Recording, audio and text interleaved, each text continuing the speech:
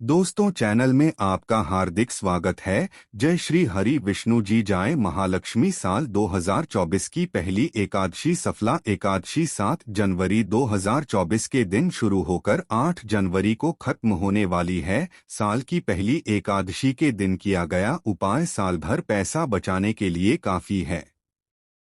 सफला एकादशी के दिन चुपचाप गाय को खिला दें। यह एक छोटी सी चीज करोड़पति भी होंगे करोड़पति मिलेंगी। सभी संकटों और कष्टों से मुक्ति, मृत्युदंड, पितृदोष तुरंत होगा खत्म। पूरे साल आपके घर में भरे रहेंगे अन्न धन के की आपकी साथ पुष्टि तक करेंगे रुपयों पैसों पर राज। जी हाँ दोस्तों, 7 पीढ़ियों तक बैंक बैलेंस बढ़ता चला जाएगा, दुख दूर हो जाएंगे और सुख आपके पास आ जाएंगे। सुख आपके कदम चूमेगी यदि आप 23 दिसंबर एकादशी के दिन चुप गाय को यह एक छोटी सी चीज खिला देते हैं जो कि इस वीडियो में हम बताने वाले हैं। जी हाँ दोस्तों, यकीन मानिए इस चीज को यदि आप गाय को खिलाते हैं एकादशी के दिन, भगवान विष्णु जी और माता लक्ष्मी बहुत प्रसन्न हो जाएगी। आपके जीवन के जो भी दुख दर्द संकट कष्ट है, समस्त संकटों से छुटकारा मिल जाएगा। आप यूं कहें आपके जीवन से तत्काल गरीबी भी समाप्त हो जाएगी, समस्त दुख दूर होकर सुख आपके कदमों में आ जाएगी। इतना सुख संयोग पूरे 5 सालों के बाद बन रहा है। अजाय दर्शी के इस बार बहुत ही दुर्लभ संयोग में पड़ रही है। यदि आप चाहते हैं कि मान विष्णु जी माता लक्ष्मी की कृपा आपको हासिल हो, जीवन से तत्काल गरीबी समाप्त हो जाए, पितृ दोष दूर हो जाए, तो दोस्तों आज की यह वीडियो आप मिस मत कर देना। बहुत ही महत्वपूर्ण और लाभकारी वीडियो है। पूरे 500 वर्षों के बाद सफला एकादशी के दिन इस बार ऐसा शुभ संयोग बन रहा है जिसमें आपके समस्त दुख दर्द संकट दूर हो जाएगी। मात्र यह एक चीज खिलाने से गाय को। तो दोस्तों कौन सी खास चीज इस वीडियो के माध्यम से वही बताएंगे।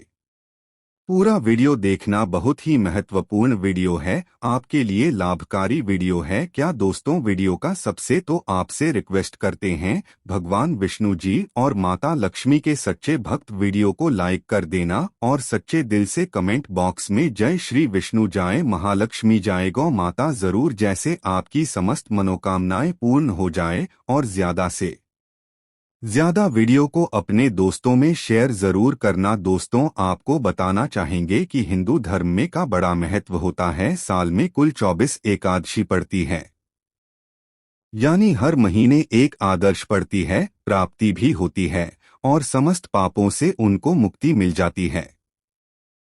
और दोस्तों आपको बता दें, इस दिन आपको भगवान विष्णु जी के साथ माता लक्ष्मी की भी पूजा अर्चना जरूर करने या दोस्तों इस दिन विधि विधान से भगवान विष्णु जी माता लक्ष्मी की पूजा करें। मंदिर और पूजा स्थल को साफ कर आपको भगवान विष्णु जी माता लक्ष्मी की मूर्ति को स्थापित करना चाहिए। इसके बाद उन पूजा विधि अनुसार पूजा करें, व्रत का संकल्प लें और विष्णु जी और माता लक्ष्मी को नमस्कार करें।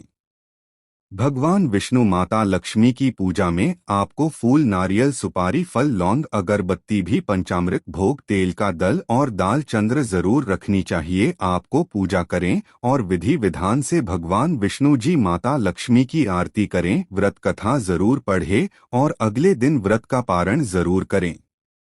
द्वादशी के दिन को भोजन कराएं, यथाशक्ति सामर्थ्य के अनुसार अन्न धन वस्त्र का दान करें।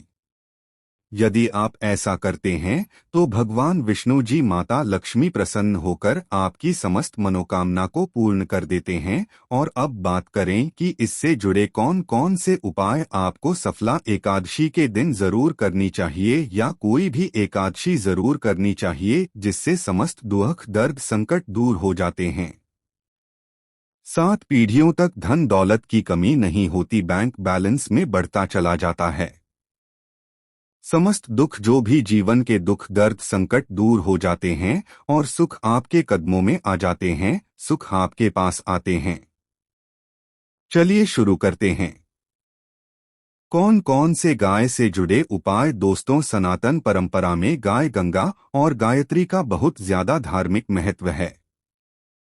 मान्यता है कि माता के पर 33 कोटि देवी देवताओं का वास होता है। गौ माता की सेवा एवं पूजा करने वाले जातक पर इन सभी देवी की कृपा बरसती है। गौ सेवा से न सिर्फ इस जन्म के बल्कि पूर्व जन्म के भी दोष दूर हो जाते हैं। प्रत्येक सुबह जब आपके घर में भोजन बनना प्रारंभ हो तो सबसे पहले बनाई गई रोटी को आप गौमाता नाम से निकाल दें और भोजन करने से पूर्व गौमाता को इस रोटी को खिलाएं। आदि संभव तो काली गाय को खिलाएं, यदि काली गाय ना मिले तो सफेद गाय को खिला सकते हैं। प्रति एक पूजा और मांगलिक कार्य में गौमाता या से जुड़ी चीजें जैसे गाय का गोबर, गौमूत्र, गाय का दूध अथवा गाय के दूध से बना भी जरूर शामिल करें, इससे आपको पुण्य की प्राप्ति होगी। सनातन परंपरा के अनुसार जिस गाय होती है उस घर से जुड़े सभी वास्तु दोष समाप्त हो जाते हैं। किसी भी पूजा में गाय से हासिल पंचमी युक्त पदार्थ का उपयोग जरूर शामिल करें, क्योंकि पंचम के बिना कोई भी पूजा पाठ और हवन सफल नहीं होता। जहां दोस्तों गौ कृपा पाने के लिए प्रतिदिन, सप्ताह अथवा महीने में पड़ी समेत एक बार गौशाला जाने का नियम जरूर बनाएं और वहां गायों को हरा जरूर खिलाएं। इससे आपको शुभ फलों की प्राप्ति और साथ ही गौ सेवा और गौ पूजा से 9 ग्रह शांत हो जाते हैं और इनसे जुड़े दोषों का निदान हो जाता है। गर्मियों में गौ माताओं को पानी पिलाया और सर्दी में गौ माता को गुड़ जरूर खिलाएं। ध्यान रखिए कि गर्मियों में गाय को गुड़ खिलाएं। अनेक देवी देवता को अपने शरीर पर धारण करने वाली गौमाता से जुड़े कई शुभ और अशुभ संकेत भी होते हैं। मसलन गाय का दूध धोते समय यदि गाढ़ ठोकर मार दें और सारा दूध बिखर जाए तो अब शगुन होता है। यदि कोई निकल रहा हो और गाय अपने बछड़े को दूध पिलाती सामने आ जाए तो निश्चित रूप से जिस यात्रा के लिए आप निकले हैं वह यात्रा आपके लिए जरूरी सफल होगी और वह काम जिसके लिए आप निकले हैं वह जरूर ही पूर्ण होगा। यात्रा पर समय बाईं ओर गाय की आना और रात्रि में गाय की हुंकार करना भी शुभ होता है। दोस्तों, साथ ही साथ गाय के साथ आप भूलकर भी यह काम ना करें, अन्यथा मिलता है घोर पाप और जीवन भर की परेशानियां। जी हाँ दोस्तों, गाय को राष्ट्रीय पशु बनाए जाने और इन्हें मौलिक अधिकार दिए जाने की बात है तो सवाल उठता है कि गाय जब भारतीय संस्कृति का अहम हिस्सा है तभी गाय के साथ लोग खराब व्यवहार कैसे कर लेते हैं। गाय दर दर रहती है भरपेट, इन्हें चारा तक लोग नहीं देते हैं। गाय जब तक दूध देती रहती है तो उनकी सेवा होती है और जैसे ही दूध देना बंद कर देती है तो लोग इन्हें उनकी किस्मत पर छोड़ देते हैं, सड़कों पर और गलियों में भटकने के लिए। ऐसे में जीवों को कोई डंडे से मारता है तो कोई उन पर पानी डाल देता है, कभी वाहनों से इन्हें ठोकर लग जाए आती है तो बीमार होकर बेचारी गाय दम तोड़ देती है। ऐसे में जरूरत है इन बातों को कि गाय को लेकर में क्या कहा गया है, गाय के साथ आपको कैसा व्यवहार करना चाहिए। क्या दोस्तों, गाय को कभी भी मारना पीटना नहीं चाहिए। शास्त्रों में गाय को माता का दर्जा दिया गया है। गाय को मारने पीटने वाला माता को मारने पीटने वाले के समान पाप का भागी माना जाता है। ऐसे घरों को लोक में वर्षों तक कष्ट भोगना पड़ता है, अगले जन्म में पशु में मिलता है। कथा है कि गौतम मुनि ने गलती से गाय को डंडा मार दिया जिससे गाय की मृत्यु हो गई थी और इस पाप से के लिए इन्हें वर्षों तक तपस्या करनी पड़ी। भगवान श्री कृष्ण जी ने बैल स्वरूप में आए वृद्धा असुर का वध कर दिया था, जिससे मुक्ति के लिए भगवान श्री कृष्ण को संपूर्ण तीर्थों को एक कुंड में बुलाना पड़ा और इस कुंड में स्नान से वह पाप मुक्त हो गए थे। साथ ही साथ जो लोग पानी पी रहे को भगाते हुए घोर पाप के भागी बनकर कुत्ते भौंकते हैं, ऐसा पुराणों में बताया गया है। जबकि जो लोग गाय के लिए प्याऊ और 4 ग्रह बनवाते हैं वह माह होते। ऐसे लोग घोर पाप से मुक्त होकर स्वर्ग पा जाते हैं और बड़े ही धनवान कुंड में जन्म लेकर सुख भोगते हैं और साथ ही साथ आराम कर रही गाय को कष्ट देकर कभी भी उठाना नहीं चाहिए। कहते हैं कि जिस स्थान पर गाय बैठी है वहां से नकारात्मक ऊर्जा समाप्त जाती है। गाय के बैठने की जगह को जो लोग नियमित साफ रखते हैं वे पूर्व जन्म में किए गए जाने अनजाने में पापों से मुक्ति हो जाते हैं और गोलोक में आते हैं। गाय को डंडा मारकर उठाना, पानी डालकर उठाने से मनुष्य पाप का भागी है और अगले जन्म में उसे दर दर भटकना पड़ता है। और साथ ही साथ शास्त्रों में बताया गया है कि गाय का दूध उसके बछड़े के लिए होता है। गाय के बछड़े से हुआ दूध ही मनुष्य को लेना चाहिए। कुछ लोग एक बार गाय को दो लेने के बाद फिर से बछड़े के लिए बचा हुआ दूध भी धो लेते हैं। ऐसा करना घोर पाप कहा जाता है। ऐसे दूध को दो वाला और ग्रहण करने वाला दोनों ही पाप के भागी बन जाते हैं। दोस्तों के साथ ही साथ शास्त्रों में कहा गया है कि गोवंश यानी गाय और बैल के नहीं बैठना चाहिए। इनके पीठ पर बैठने से महापाप लगता है। ऐसे लोगों की यातना भोगनी पड़ती है। एकमात्र महादेवी के उत्पन्न मंडी ही गोवंशीय है, जिस पर स्वयं महादेव और महादेवी सवारी करती है, क्योंकि नंदी ने स्वयं अपनी इच्छा से महादेवी की सवारी बनना स्वीकार किया था। और साथ साथ शास्त्रों में गाय का दान को बहुत ही महत्व दिया गया है, परंतु ऐसी गाय का दान कभी नहीं करना चाहिए जो बूढ़े और बीमार हो। कठोर निसंदेह में नचिकेता की कथा भी इस संदर्भ में है कि जिस नाचिके ने पिता द्वारा बूढ़ी गाय को दान करने पर आपत्ति जताई, दूध देने वाली और बछड़े सहित जो लोग गाय का दान करते हैं महान पुण्य को हासिल करके स्वर्ग में स्थान पाते हैं।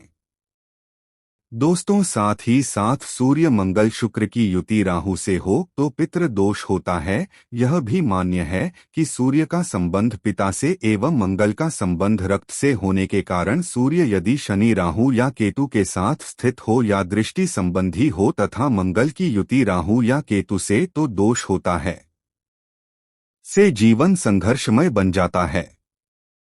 यदि पितृदोष हो तो गाय को प्रतिदिन या किसी भी एकादशी को या किसी पूर्णिमा के दिन या अमावस्या को रोटी, गोद चारा आदि खिलाने से पितृदोष समाप्त हो जाता है।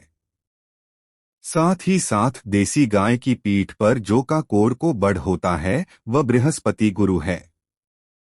8 जन्मपत्री में यदि बृहस्पति अपनी नीच राशि मकर में हो सफल होगी। और साथ ही साथ यह संकेत भी जाने यदि आप यात्रा पर जा रहे हैं और सामने आपके गाय पर जाए अथवा अपने बछड़े को दूध पिलाती हुई सामने गाय दिखाई दे जाए तो समझ जाना कि वह यात्रा आपके लिए जरूर ही सफल होंगी। और साथ ही साथ घर में गाय होती है उसमें वास्तुदोष स्वतः ही समाप्त हो जाता है। और साथ ही साथ बता दें कि गाय को आप जो भी रोटी बनाएं प्रतिदिन ताज़ी रोटी ही बनाएं। गाय को अगर आपने रोटी बनाई है तो कोशिश करें कि उसको आप तुरंत ही गाय को दे दें। अगर आप उस रोटी को रख देंगे और उस रोटी को अगले रोटी मानी जाएगी, गाय को कभी भी बासी रोटी न दें। इससे घर में नकारात्मक ऊर्जा वास करती है और जो भी कार्य आपके बनने वाले होंगे वह कार्य भी आपके बिल्कुल भी नहीं बनेगी। इससे आपके घर में हमेशा दरिद्रता वास रहेगा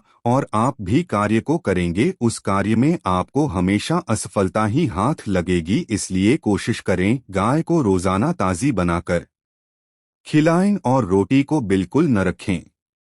बासी रोटी गाय को न दें और साथ ही साथ सर्दी चीजें गाय को नहीं खिलानी चाहिए कि घर में कोई फल है, कोई सब्जी है, सड़ जाए तो लोग क्या करते हैं, गाय को खिला देते हैं। नहीं, ऐसा नहीं करना चाहिए। ऐसा करने से यदि आप गाय को खिलाते हैं तो और पाप के भागी बन जाते हैं।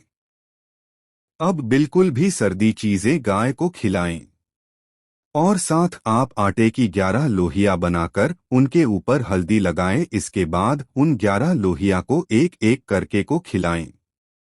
प्रत्येक लोहे को खिलाते समय गाय के सींगों पर आप हाथ फेरें, पीठ पर हाथ फेरें, मस्तक पर हाथ फेरें, माता गाय के अब चरणों का स्पर्श करें।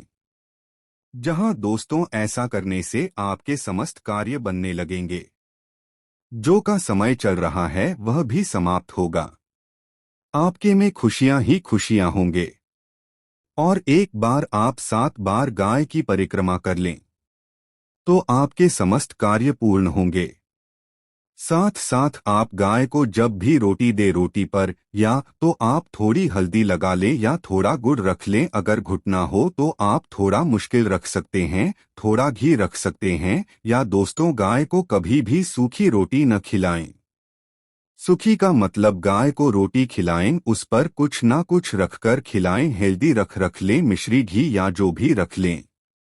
मतलब खाली रोटी नहीं खिलानी है। ध्यान इस बात का रखें, चर्बी आपको शुभ फलों की प्राप्ति होगी। जी हाँ दोस्तों, यह थे गाय से जुड़े कुछ पूर्ण उपाय, कुछ बातें जिन्हें आपको जरूर करना है।